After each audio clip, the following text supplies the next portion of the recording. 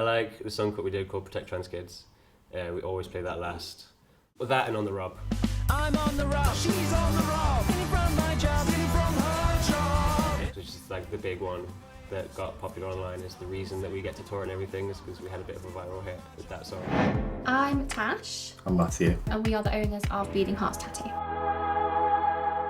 So we wanted you to step in and maybe feel like you're in your auntie's house. The vibe in the shop is just really nice and friendly.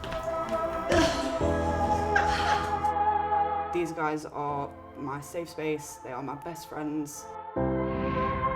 We wanted everybody to feel comfortable, so regardless of your age, your gender, your like diagnoses. We have things like fidget toys and disposable earplugs, so if they have like noise or sensory issues.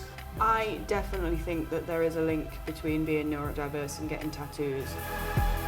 It's a way for neurodivergent people to express themselves.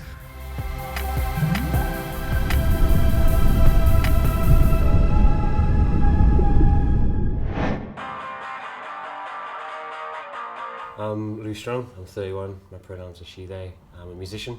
I'm ADHD and a bit autistic. It's one of those things where you're sort of growing up thinking, well, if I was, I'd know about it, right? But then like, kids will tell you you're different. Like, if you've got a diagnosis or not. After school, after I'd made friends, come out as trans and started getting into the queer community, and there's like a lot of neurodiversity in that scene. Hanging out with people, becoming peer-reviewed, as they like to tell me. Hi. Are you Lou? I'm Lou. Hi. Cool, if you want to take a seat. This is my partner Ellen. Hi, nice to meet you. How are you guys? I'm grand. Yeah. How are you? I'm good, thank you. I'm Robyn, I'm 26 and I'm a tattoo artist from Nottingham. I actually the design. I do a lot of different styles, black work, smaller colour pieces, just a load of different things really, like fine line, whatever people want, I can normally do it. So my idea was to probably just do one, holding one star. I'm getting Princess Peach, sort of as she is from Mario 64, which is like a massive special interest of mine ever since I was a baby. Like, my mum's friend used to bring his Nintendo 64 over, and I would beg him to play Mario 64. I didn't want to play it ever. I just wanted someone else to play it so I could watch. And I would beg them, please, please, please play Mario 64 so I can watch. With this tattoo, it's pretty easy going in terms of flat colour. There's just some parts where, to get the low poly effect, I need to darken the shades of the same colour I'm using and try and get the 3D poly sort of shape. So that's the only part really that I'd have to like really lock in and focus on. I think that looks super cute. Yeah, and you're happy to have an outline? Just Yeah. Awesome. What size were you thinking of doing it? About hand size, did you say? Yeah, maybe like, so like here, yeah, hand size. Yeah. Peach is just this cool, like, super femme. Is like, I don't know, she's badass. She makes me happy. If you need any fidget toys or snacks or drinks, we do have some. There's also earplugs if you do need some. Thank you. I think there's a link between neurodiversity and like loving tattoos. I mean, everyone's different and there's a lot of different types of like neurodivergent people, but a lot of the times they do go hand in hand. The creative side of things and neurodivergency, tattoos are a big part of that, and self-expression is a big thing. Not invisible anymore. We're ready for tonight. Yeah, it sounds about as good as George Gentis. Piece of this. I'm gonna send that to you.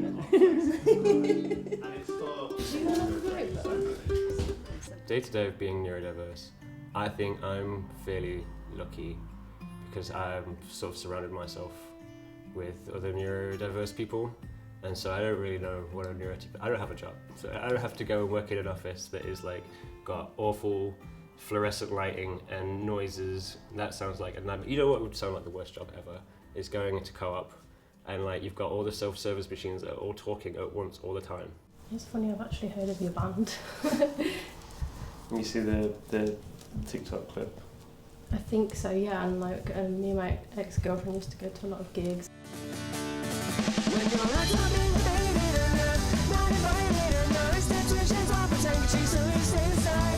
I'm in a band called Cheap Dirty Horse. We're a folk punk band from Nottingham. Like, it's a pretty niche genre of folk punk, but like within that community, we're like popular enough where we do get to tour pretty much all the time. We're all neurodiverse, and like we all kind of take care of each other that way. And we go and we like play shows up and down the country, and like we have a huge autistic audience. Like loads of neurodiverse kids come to our shows, and so like that's created a bit of a safe space. I'm pretty lucky that way, in that like I've shifted my day to day to fit what works for me and my neurodiverse friends. I think that's a cute placement there. I like that you can see the star at the front, on everything, like all her face as well. Yeah, if you want to check it out in the mirror. Look how cute she is. Ah! The band's weird. It's like if you imagine a punk band, but they haven't discovered. It's like if Billy Bragg was a chronically online trans femme, you know what I mean? Like it's weird, and it's all about queer joy, self-acceptance, growth, coming into your own. Like that's sort of like the main themes and aesthetics of this band. Okay, are you ready? Let's go, baby. I'd say I'm queer just because I feel like that label suits me the best. More so like I'd normally say maybe bisexual or pansexual, but I know the terms, I've heard different things, like the term bisexual excludes trans people or vice versa sort of thing. So, but I'd just say queer just to cover all. I don't care what's in people's pants, I really don't care. Like it's just people's personality that I'm drawn to. She represents like a lifelong special interest. She's a femme queen. She is. She's an icon. She's iconic. I like the only Daisy, monarch the that other I'm one. into. Daisy's the gay one. Yeah, that's what. What's your favourite Mario game? Definitely Mario 64. So I've never played that. I played it. I think I'm missing out. I just played it to death. Like I just like was obsessed.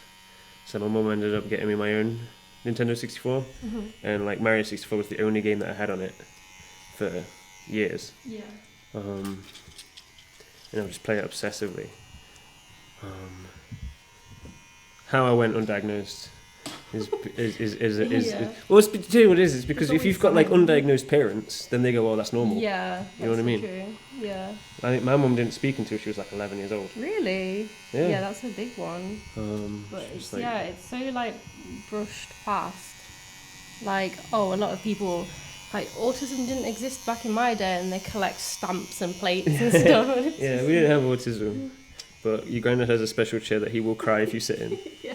I believe I have ADHD, probably autism too, but more so ADHD, so I've kind of been coming to terms with that. I need to go through the process of actually getting the diagnosis. My dad was just diagnosed with it, which was kind of a kick up the arse for me to do it. He's been really supportive, but yeah, he's been coming to terms with it all as well, especially being diagnosed so late. I saw that tattoo you've got on your forearm of the lion. What was that? Is that inspired by something or? Well, I got that for my kid Leo. Oh, that's pretty sweet.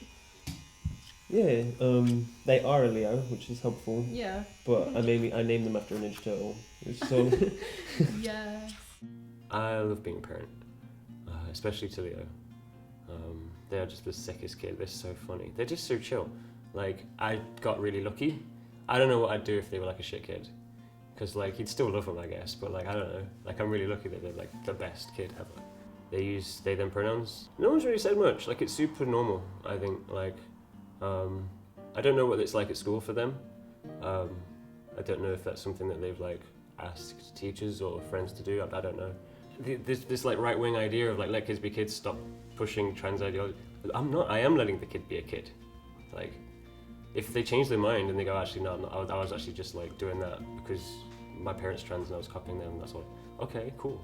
Like, they can go back to using he, him, nothing happens, it's okay. They'll just have a better understanding of who they are, and they'll feel safe to like be who they are around their family because they let them do that. yeah, I got it before I came out as trans when Leo was about 3 years old, Yeah. and I obviously changed my name. So now I'm panicking. It's like, oh, I've got their name tattooed on me. What if they change their name? Oh Yeah. fuck! I'm gonna have to get it removed and replaced It's with their still name. like the star sign, isn't it? Yeah, it's still this last sign. This idea as well that like trans people have to know and do it once and do it well and be done. So you can transition it, or you have to do it in a binary way, and you have to pass and you have to do it this way. Like, I don't always feel like shaving, but that doesn't mean that, like, that's just because I have hair on my face. It's just a thing that people have. It doesn't mean I'm not trying, it doesn't mean I'm not actually trans, it doesn't mean anything, you know what I mean? And this idea that, like, kids are like that kids have to do a certain, just leave it, stop, calm down, it's not that deep. That's cool. I feel like society is getting better when, like, kids are able to be themselves. I think make them so. happy. I think you just have to let. It's like the opposite of what conservatives would mean if they say let kids be kids. Yeah. Like, it's fine. Yeah. Let them experiment. Like, you know, no one's talking about no one's talking about surgeries. Yeah, no one's forcing anything on them. We're just talking about words. It's you know. just an open conversation. I'd say neurodiverse people tend to be more open-minded about genders or anything really. They do tend to be more open-minded about that type of stuff. I'm not sure why, but I guess our brains just work differently and we are just more creative. I feel like you've done a lot for the community, like with your music and stuff. Thank you. Cool. Like, there's little moments where I really feel like what we're doing matters. I like the song that we did called Protect Trans Kids. We always play that last. And it's got this big, massive drum solo at the end of it. But it's the one everyone goes nuts for, you know. With that and On the Rob.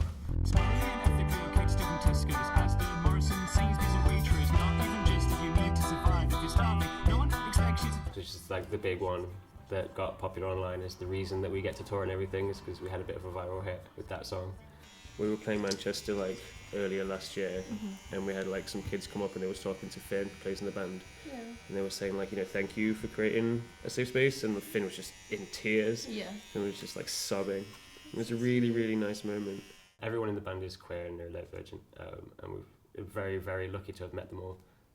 I met Finn, who plays acoustic guitar, just by like chance, because he put an ad out online that he wanted to like join a band, and if I hadn't have met him, none of this would have happened.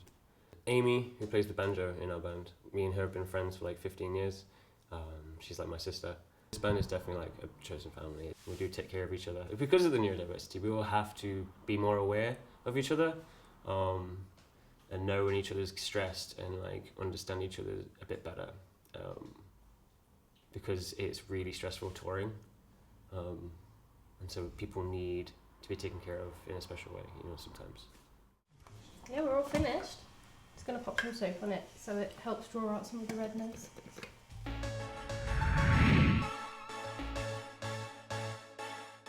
It's the hardest part, doing the stencil and getting a good picture. So it looks like it's been. They're like my favourite colours as well. Pink. Cool, so let you have a look in the mirror. I'm over the moon, I really, really am. I don't have, that's like my first tattoo, that's like really nice and well done by a professional, and it's gorgeous, and it was really easy. I mean, look at it, it's adorable. It really means a lot, like, it represents like a real lifelong special interest. It's really nice to have it there. It feels very femme and girly. It's nice and affirming. Well, I'm going to go show my band members, and they're going to be, okay, so that's why you were late today.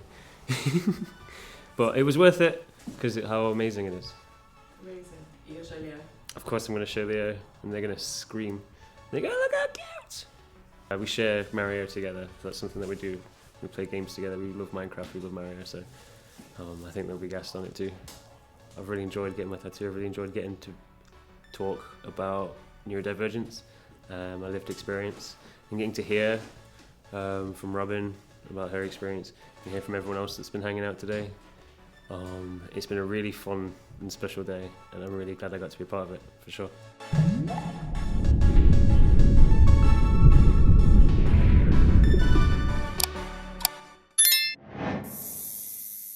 There's a lot of talk nowadays about sort of male loneliness epidemic. I'm not sure how much of that is a thing and how much it is just a loneliness epidemic. I would certainly encourage people to like I said earlier, find community.